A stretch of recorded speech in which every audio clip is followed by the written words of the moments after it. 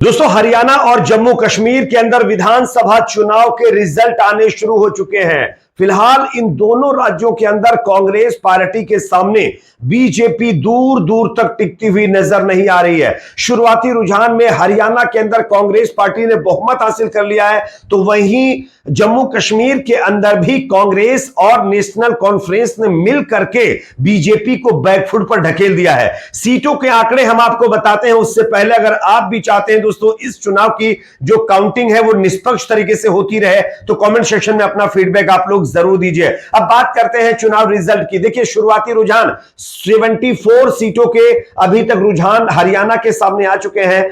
90 में से 74 सीटों में बीजेपी मात्र 20 सीटों पर आगे चल रही है, जबकि कांग्रेस पार्टी 51 से ज्यादा सीटों पर बढ़त बनाए हुए है, जबकि इंडियन नेशनल लोकदल 2 सीटों पर आगे चल रही है। जेजेपी का खाता नहीं खुला है, अदर के खाते में भी एक भी सीट जाती हुई नजर नहीं आ रही है। साथ ही साथ अगर जम्मू कश्मीर की बात करें तो टोटल 90 सीटें हैं, जिसमें से यहां पर 72 सीटों के रुझान आ चुके हैं और 72 सीटों में से बीजेपी 21 सीट पर आगे चल रही है, कांग्रेस पार्टी 20 सीटों पर आगे चल रही है, नेशनल कॉन्फ्रेंस 24 सीटों पर आगे चल रही है, जबकि पीडीपी के खाते में 1 सीट जा रही है और अदर के खाते में 6 सीटें जाती हुई फिलहाल नजर आ रही हैं। यानी कि इन दोनों राज्यों के अंदर बीजेपी का सुपड़ा साफ होता हुआ नजर आ रहा है। अगर बात करें जम्मू कश्मीर की तो नेशनल कॉन्फ्रेंस और यहां पर भारतीय मतलब जो है कांग्रेस जो है, इन दोनों का गठबंधन था, तो इन दोनों की अगर सीटें हम मिला दें तो 44 से ज्यादा सीटों पर नेशनल कॉन्फ्रेंस और कांग्रेस पार्टी ने मिलकर के बढ़त बनाई हुई है, जबकि बीजेपी मात्र 21 सीटों पर बढ़त फिलहाल बनाए हुए है। पीडीपी, जिसको ऐसा लग रहा था कि 8 से 10 सीटें मिल सकती है, लेकिन उसके खाते में मात्र 1 सीट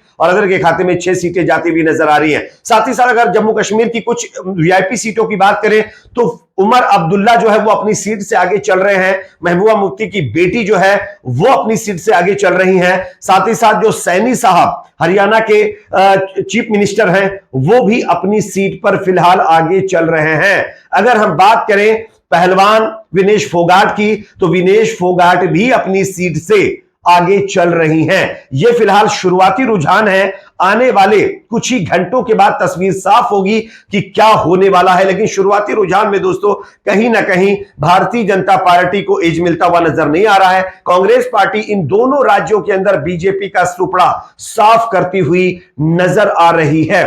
इस पर आप लोगों की अपनी क्या प्रतिक्रिया कमेंट सेक्शन में जरूर बताइए। कुछ और अपडेट के साथ फिर आपके साथ हम हाजिर होते हैं।